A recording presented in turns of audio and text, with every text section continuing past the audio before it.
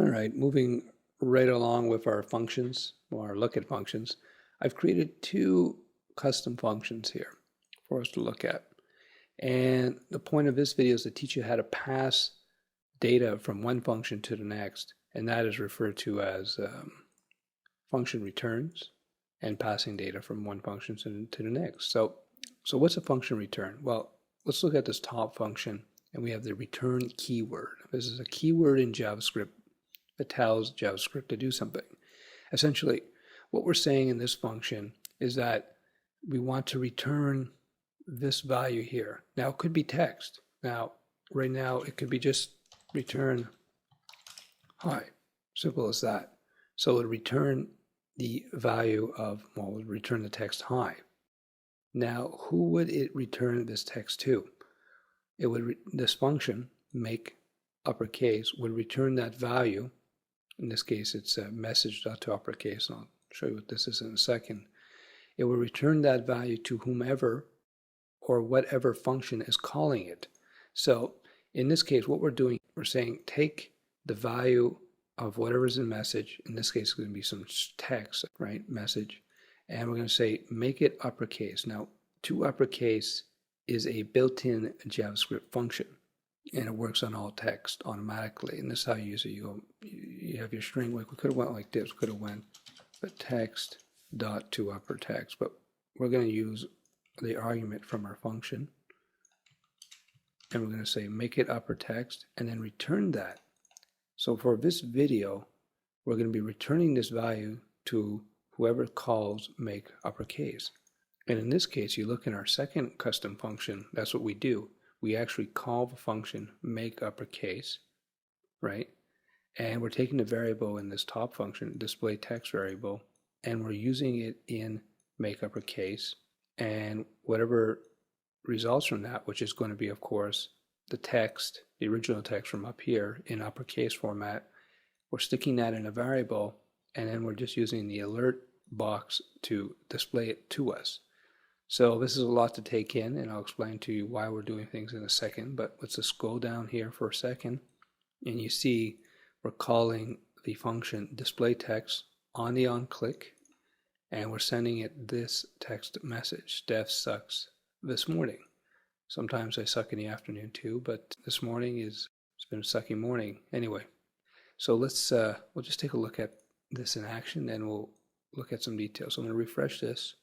So we have talk, right? If we look down here, talk. So let's just click on this, and an alert box should pop up. Steph sucks this morning. Now you see how it's all in caps. So let's go back here, and it wasn't all in caps here. It was actually mixed case, right? So let's talk about a few things and clarify this for you. First of all, you're asking me, why would you have two functions to do this? Well, number one is to create an example for you to see how we're passing returned statements. This is a return statement, right? Any line of text in JavaScript is a statement. So because this is a keyword return, it has a particular functionality. It's built into the JavaScript language. It basically spits back to us whatever results from this. This could be a variable, it could be another function, it could be whatever you want. So what we're doing is we're saying, take the text that we pass into make uppercase, right? And we call this function actually over here. Take this text, turn it up to uppercase, and then give it back to whomever is calling this function. In our case, the display text function is actually calling the make uppercase function. Remember, calling means to use or to invoke, to bring about, or that's what calling is. So we call the make uppercase function, and we pass it the variable. We give it the variable test to display. Well, yeah, it should have been text to display, but anyway. And this, of course, this argument value comes from our onClick down here, right? Steph sucks this morning.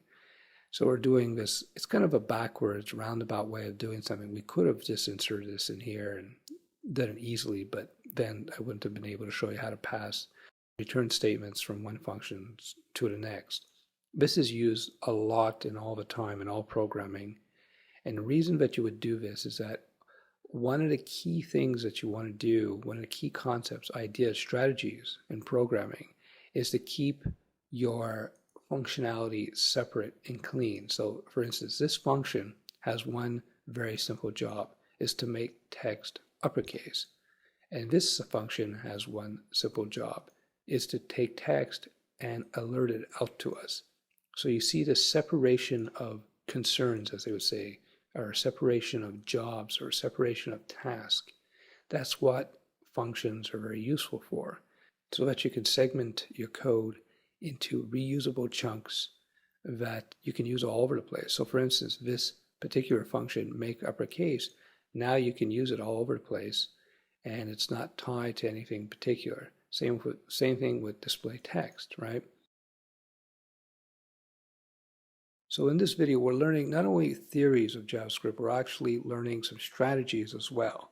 So the theory is, we learn about passing values from one function to the next. We're learning about the return statement, and we're learning about how it's a good idea to separate your code into reusable chunks, into functions that are logical, that make sense. Another thing you should take away from this, you notice how my function names are sort of self-describing, right? It's called make uppercase. So it kind of tells you what this function does. So as a programmer, you won't have to try to figure out what this function does. You can see pretty much what it does right off the bat. Now I could have called it, ABC, ADV, or whatever I want to call it, but that doesn't tell me anything about what this function does. Now I have to go and read, okay, what's this code do now? So for simple functions like this, it's not terribly important, but when you get into more advanced stuff, it's always cool to have functions that have self-describing names. Any code, whether it be function names, whether it be variable names, you want to try and make those names self-describing, because readability of the code, and this has everything to do with readability of the code, is what separates the junior programmers from people who are actually doing good work. Try to keep your code readable. Try to keep it manageable by having self-describing names, by separating your major functionality into functions, and then you can call functions from other functions to get the job done. I hope this video makes sense. It's a little bit more advanced, I guess.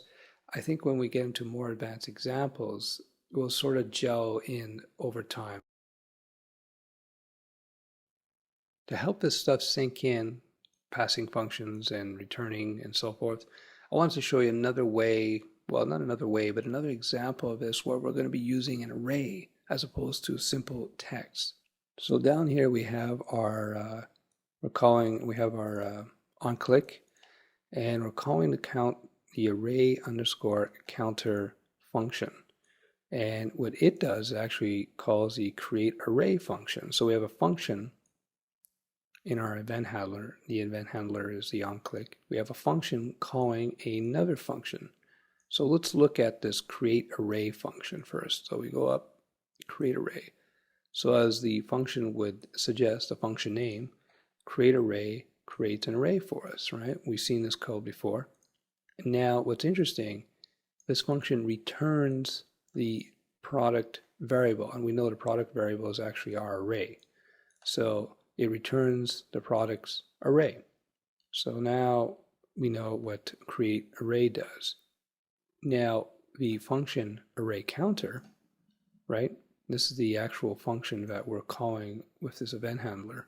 It itself, it takes one argument, and the argument is, we called it my_array, and the argument basically, we assume that this argument here is an array, because we do our looping code where we loop through the array, and then we write out on the page using document.write the values of the array. As you see, we're passing one function to another, and we are using the return statement from the first function, the create array, to send this products array to the second function, which will do the job of counting it all up. So let's take a look how this looks in our page. So here it is. Let's on-click that.